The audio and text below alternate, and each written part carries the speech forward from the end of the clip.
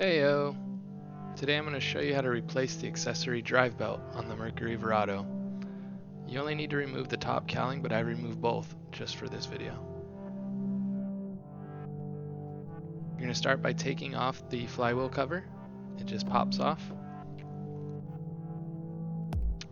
Then you're going to grab a 3/8 ratchet and insert into the tensioner and turn clockwise.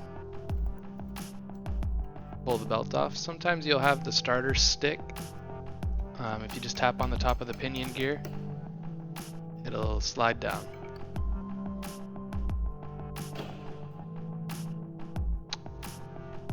Reinsert the new belt.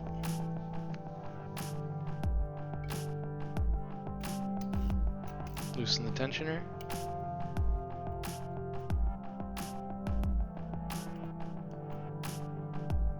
Pull the belt over the supercharger last. That seems to be the easiest way to get it on. Reinstall your cover.